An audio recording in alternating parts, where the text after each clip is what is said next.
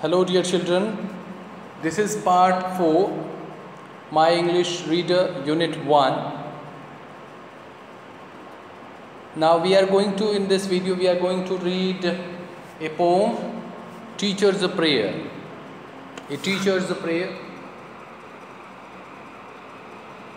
Now read this poem about a teacher who prays to God to enable her to perform her duties sincerely and properly.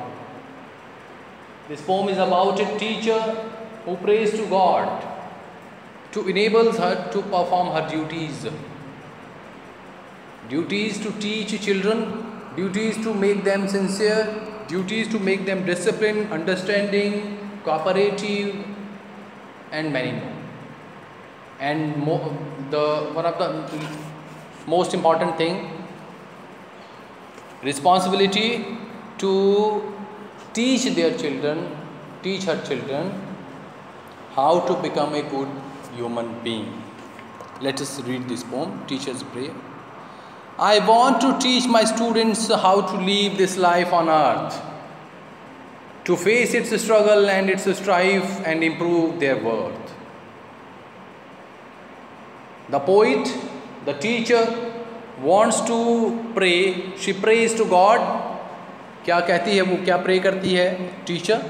कहती है I want to teach my students, मैं अपने बच्चों को पढ़ाना चाहती हूँ, ये सिखाना चाहती हूँ, how to live on this life on earth, इस जीवन को इस धरती पे कैसे बिताएं, अच्छे से कैसे जिएं इस धरती पे, वो मैं सिखाना चाहती हूँ. To face its struggle and it's strife and improve their worth, ताकि वो बच्चे इस लाइफ में, इस दुनिया का जो स्ट्रगल है, धरती पे जो स्ट्रगल है, उसको वो फेस कर सकें. And it's strife means conflicts, battle, quarrel, rivalry.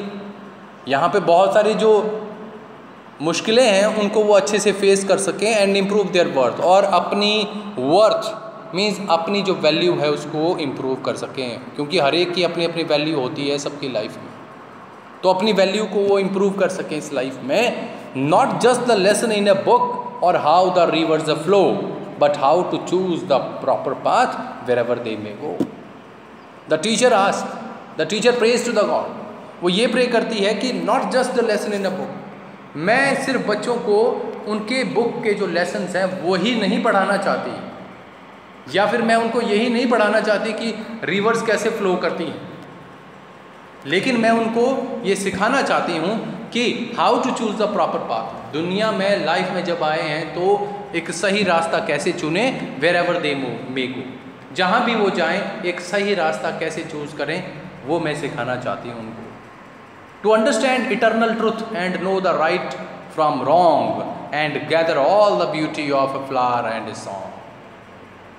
मैं उनको ये सिखाना चाहती हूँ, मैं उनको ये समझाना चाहती हूँ कि बेटे इटर्नल ट्रुथ क्या होता है, मतलब ऐसी जो बातें, यूनिवर्सल ट्रुथ्स जो हैं वो क्या हैं, वो क्यों हैं, इटर्नल ट्रुथ कैसे मिलता है. And know the right from wrong, सही और गलत में क्या डिफरेंस होता है, क्या सही है क्या गलत है, मैं उनको ये समझाना चाहती हूँ. And gather all the beauty of a flower and song, और मैं चाहती हूँ कि जो मेरे पढ़ाए बच्चे हैं वो हर चीज़ से ब्यूटी को ग्रैस्प करें, चाहे वो एक फ्लावर है चाहे वो सॉन्ग है, उससे ब्यूटी को ग्रैस्प करें, ब्यूटी सीखें इन द सेंस कि उससे कोई ना कोई लेसन लें, सीख लें और उसको अपनी लाइफ में इम्प्लीमेंट करें. For if I help the world to grow in wisdom and in grace, then I shall feel that I have won and I have filled my place. For if I help the world, अगर मुझे इस दुनिया की help ही करनी है grow करने में, कैसे ग्रो करने में, इन विजडम एंड इन ग्रेस. अगर मुझे ड्यूटी दी है भगवान ने कि मैं इस दुनिया की विजडम में, नॉलेज में और इसकी और ज़्यादा ग्रेस में इम्प्रूवमेंट करूँ, ग्रो करूँ, then I shall feel, तब मुझे ऐसा लगता है कि दैट आई हैव वन, कि मैं जीत गई हूँ. मतलब मुझे जो काम दिया था भगवान ने, मैंने वो कर दिया क्योंकि मैं बच्चों को पढ़ा रही हूँ. And I have filled my place, और मैंने जो मेरी जगह थी इस दुनिया में, मैंने उसको पूरा कर लिया। जिस काम के लिए गॉड ने मुझे भेजा है मैंने वो पूरा कर लिया है, क्योंकि मैं बच्चों को पढ़ा रही हूँ।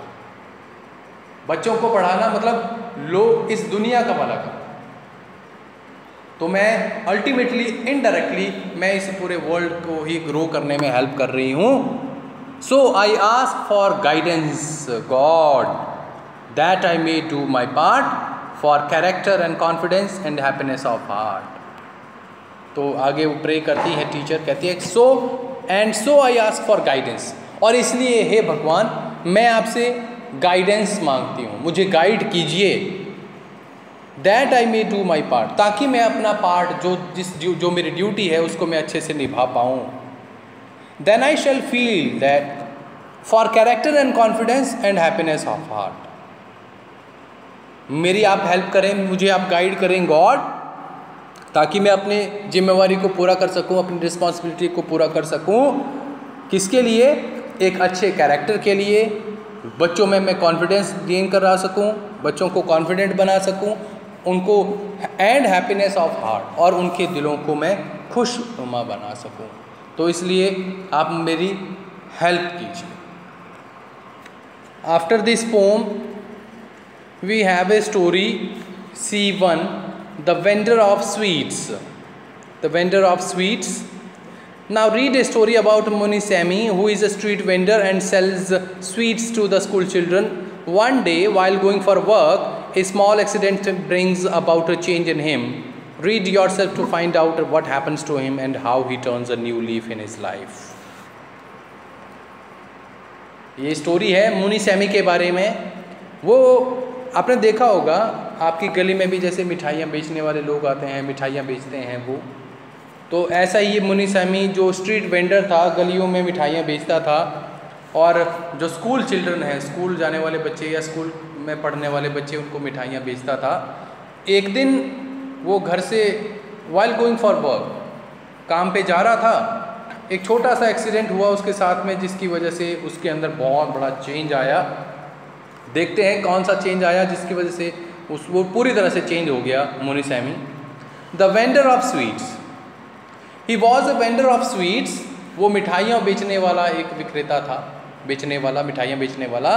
He had his own peculiar method of advertising and doing business.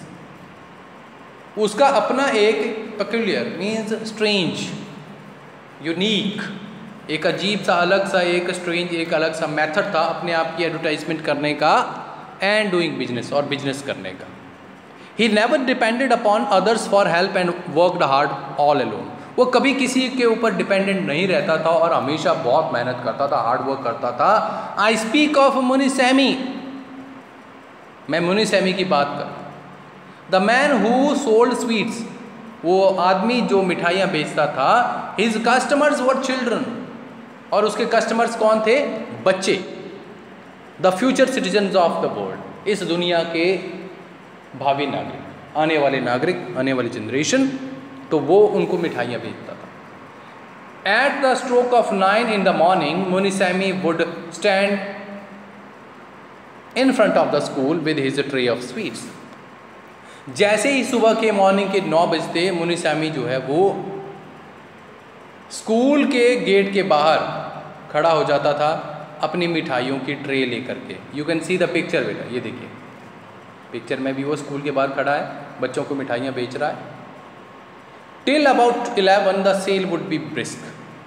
After that he moved off to other places. Even when the sweets became sticky in the heat, his business never slackened. तो 9 बजे मुनिसेमी वहाँ पे आ जाता था school के बाहर मिठाइयाँ बेचने के लिए, और जैसे ही वो वहाँ पे आता था, वो पहले वहाँ पे मिठाइयों की ट्रे लेकर के वहाँ पे खड़ा हो जाता था बेचने के लिए, और 11 बजे तक वो मिठाइयाँ बेचता था। The sale would be brisk. Brisk means fast moving, active, energetic, मतलब 11 बजे तक खूब उसकी वहाँ पे मिठाई बिकती थी, अच्छी सेल होती थी उसकी। And after he moved off to other places, उसके बाद वो वहाँ से चला जाता था दूसरी जगहों पे। Even when the sweets became sticky in the heat, यहाँ तक कि जब वो मिठाइयाँ धूप में स्टिकी चिप वाली हो जाती थी तब भी हिज बिजनेस नेवर स्लैकन, उसका बिजनेस कभी भी कम नहीं होता था। स्लैकन मीन्स लेसन, वो उसका बिजनेस कभी भी कम नहीं होता था, यहाँ तक कि जितनी मर्जी धूप हो जाए उसका बिजनेस कम नहीं होता था। At 5 minutes to 1, चलिए we'll do in this paragraph in next video. Leave it.